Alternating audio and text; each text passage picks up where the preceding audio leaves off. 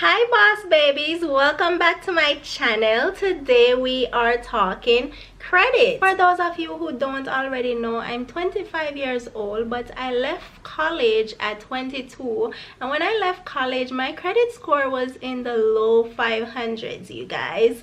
But these days my credit is in the mid 700s, and so I'm going to tell you guys today how I was able to build my credit, and I'll give you some factors on what affects your credit.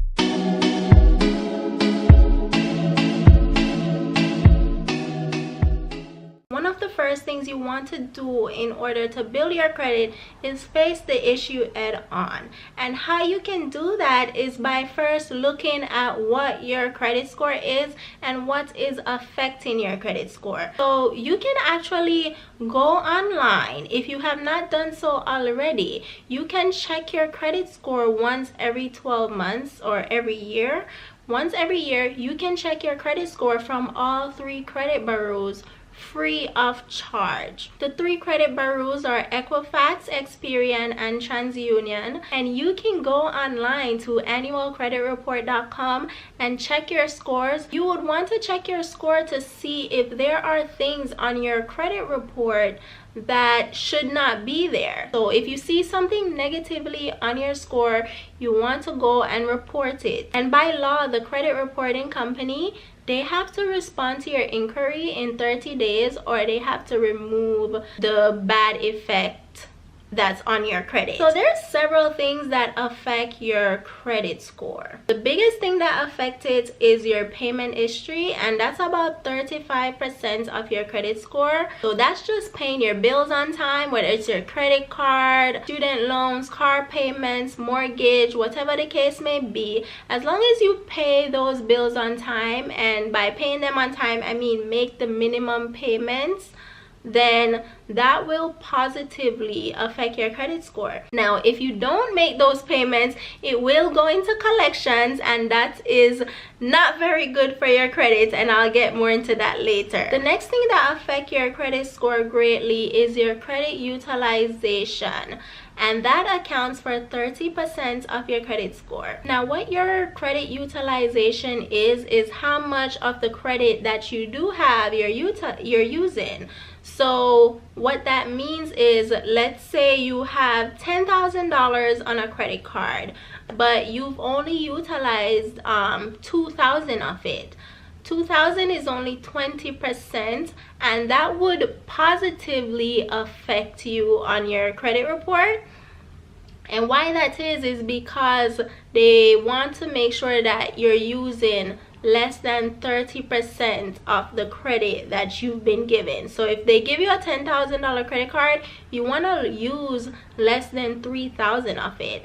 And if you, let's say, was using $8,000 of that $10,000 limit, now that would cause a negative effect on your credit score. Not just that, but you also want, let's say you have 2 credit cards and both of them have $1,000 limit, you would want to use less than $300 on each card, because let's say you use $250 on one card, but then you're using like $350 on another card. That card that you're using $350 on would negatively affect you, even though you're utilizing a total of less than 30%. You don't want to utilize more than 30% on any given card.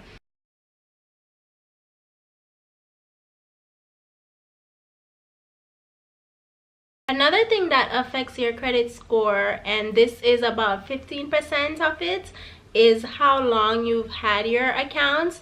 Now, I've had my student loan account since, I guess, 2012, you can say, but my other accounts are still fairly recent. What they then do is they look at how long you've had your longest account and they average that out with your newer accounts, and that's the average length in how long you've had your accounts. And the longer you've had your account, the better effect it has on your credit. The other thing that affects your credit score is opening too many accounts at the same time. That poses risk to companies who are trying to check your credit or whatever. And what really affects your credit score is those hard inquiries. There's hard inquiries and then there's soft inquiries. Soft inquiries is like, let's say your job was to check to see your report, or if you wanted to check your own credit report. Those are more soft inquiries. But let's say a mortgage company or a car loan company or a credit card company was checking your credit in order to determine what to give to you and if you qualify, then in those cases those would count as hard inquiry. Now the thing with hard inquiry is, let's say you were to apply for a car loan and you wanted to do this in like a 1 week period and you apply to maybe 3 or 4 companies, then that would count as one hard inquiry. But if you apply for it over time, then it would affect you more negatively, because that would count as 3 or 4 different hard inquiries. So if you're, let's say, going to apply for a car loan or a mortgage or something, then I would look at how to maybe do your research ahead of time and then apply for all of those within a 1 or 2 week time period. That way it would only count as one hard inquiry on your credit report. The other thing that greatly affects your credit, and this is another 10%, is the type of credit that you have. So there are installment credit, so things like your student loan and a mortgage or a car loan where you took out a certain amount and then you have set monthly payments. Those would count as installment credit. And then there's revolving credit, like your credit card, or if you get like a line of credit or something, or certain home equity loans and things like that, would then count as a revolving credit. Some companies like to see that you can manage different debt at the same time. However, that does not mean go run and take out a mortgage that you can pay or an auto loan that you don't need just so that you can have different types of credit on your credit report. If let's say you just had a credit card, keep what you have and keep it moving. If it has not been negatively affecting you, then there is no need to take out things that you don't need and go into debt.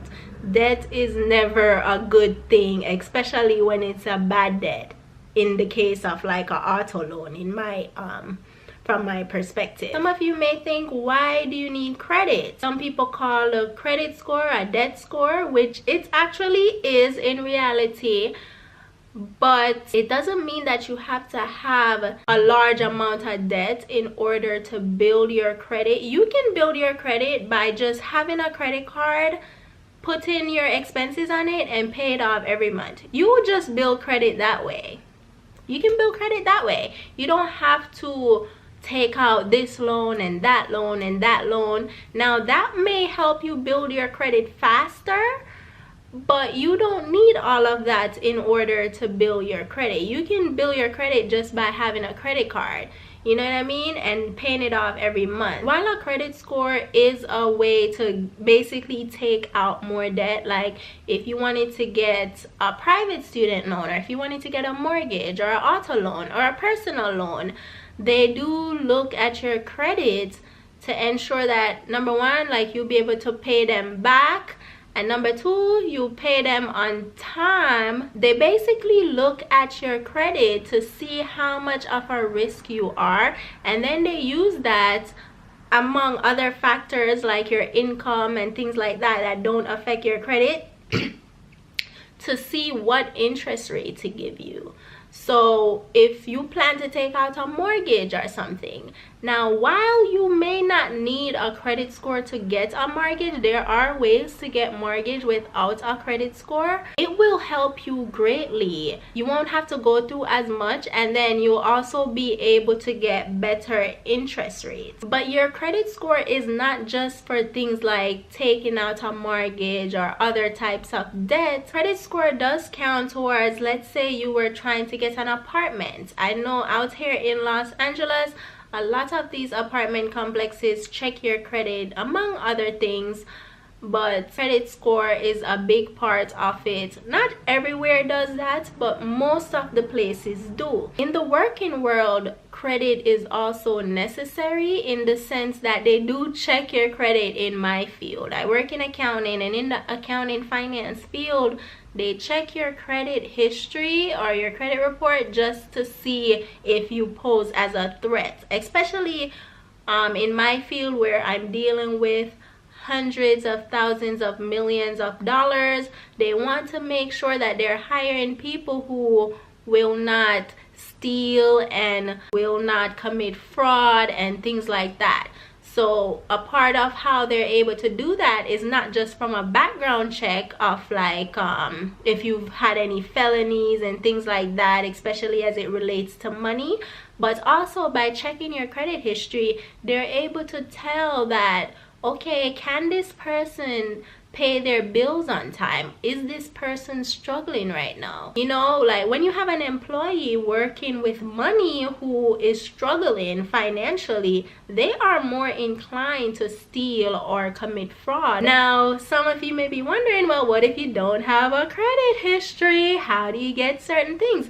You can get a mortgage, an auto loan, and even a job and things like that, even in the accounting finance world, without a credit score. Even renting an apartment, you can get that as well without a credit score. It's just a lot of times in those cases, you'll have to have the money up front or have a lot of money up front. You have to give them assurance that you'll be able to pay your bills on time. Like, the last thing people want to do is give people money who won't be able to pay it back. In certain cases, it's things like your income. Maybe you have a six-figure income, so they'll be more willing to give you certain things without a credit score if you have the cash up front. Cash is always king. It don't matter how high your credit score is. We all know the saying goes, money talk and bullshit walk. And that's how it goes with a lot of things, even for people who don't have credit. If you have the money, then people will hear you out, okay? Even when it comes to apartments, you can still get an apartment without a credit score, but you just have to pay like a higher deposit up front. With mortgages, you don't really need a credit score to get a mortgage. It's just more of a process that you have to go through in order to get it. And then the credit score also helps as far as interest rates. So when you don't have a credit score, you may get a higher interest rate than someone who has a good credit score. But it's better to have no credit score than a bad credit score. So those are reasons you need to work on your credit, you guys.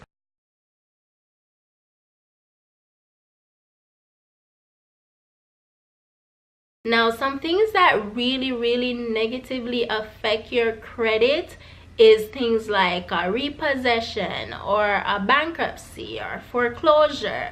Those type of things negatively, badly affect your credit, and they can stay on your credit score 7 to 10 years. There are cases where you can dispute it. Say you've resolved the matter, you may be able to talk them into getting to remove it from your credit score, but that's a whole process in itself. So it's better not to become delinquent on anything or file bankruptcy or anything of that nature. So there are delinquent accounts that maybe you're making payments on things that don't show up on your credit report. So like your utility bills or like your cable bill or something, it may not show up on your credit report as you're paying it, but let's say you owe these companies $500 and then you just can't pay it or refuse to pay it or whatever the case may be. Then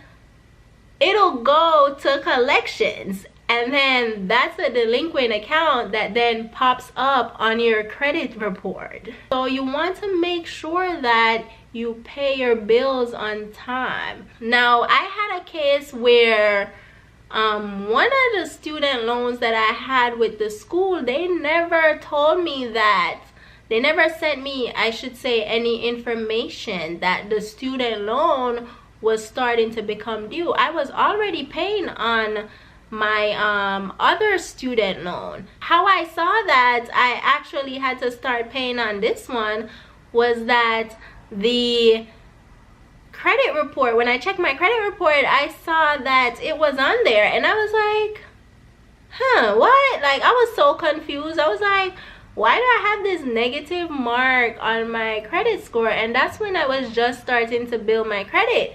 So then I contact them and they're like, oh yeah, it became due. But I'm just like, okay, nobody told me that it was due. And I actually reported that and they removed it from my credit report. So that's like one of those things where you need to like look through your stuff and make sure that they aren't adding stuff that should not be there, especially in that case. I got them to remove it. So right now I am in the process of trying to get all my student loans paid off by next year. So if, let's say, I paid off all my student loans, how would that negatively affect my credit?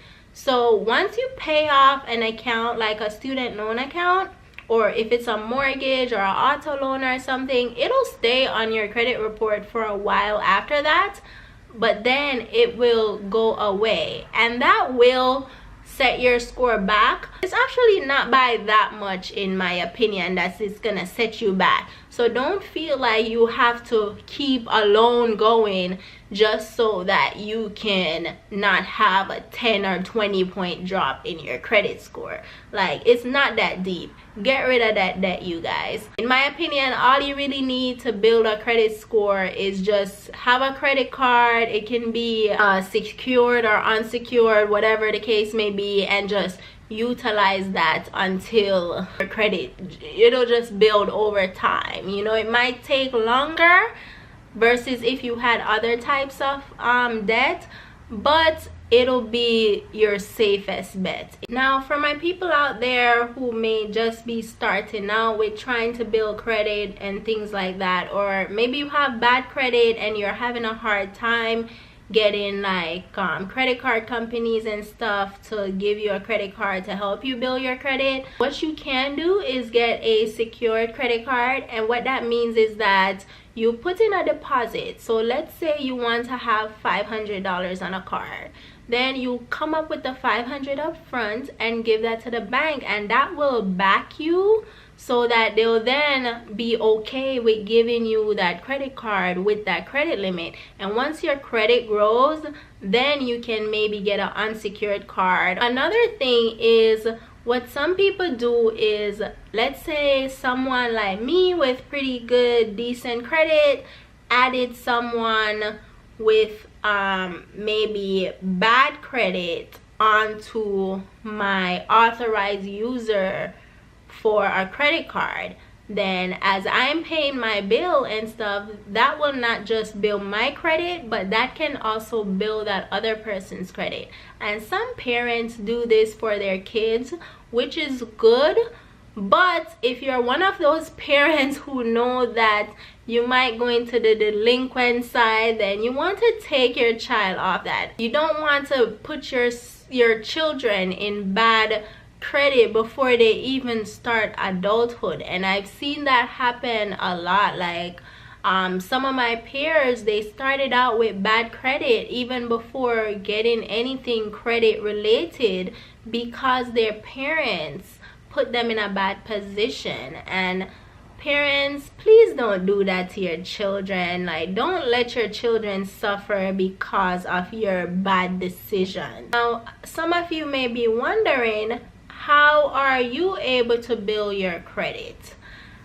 So basically what I do is, on top of my student loans, the only other type of debt, and I guess it's my revolving debt, is my credit card.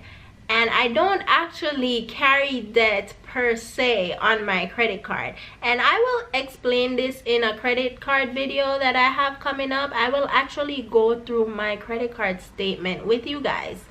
And so I pay my credit card bill off in full every single month. and I never use more than 30%. I never keep, I should say, more than 30% utilization on it. So that way I'm able to build credit that way. And not just that, I also pay my student loan bills every month on time, at least the minimum. Of course I'm putting extra on it because I'm trying to get rid of it, but I pay it in full, the minimum at least, on every student loan that I have going on. I pay it every single month. On my credit cards, I pay it off in full. And why I do that is to avoid interest. I know there was this myth going around that you have to keep your balance on your credit card in order to build your credit, which is actually not true. As long as you continue to utilize the card, then your credit will grow, but paid off in full every month. So I'll explain this in another video because I actually have to show you what it is that I do in order for it to make sense. So I'll show you guys my statement and show you how I make the payments every month. That's really all that I've done to build my credit. I pay all my bills on time. I pay off my credit card in full to avoid interest. And I also the one time when they had that negative thing on my credit report, I reported it, I asked them about it, I sent an inquiry, and I got them to remove that.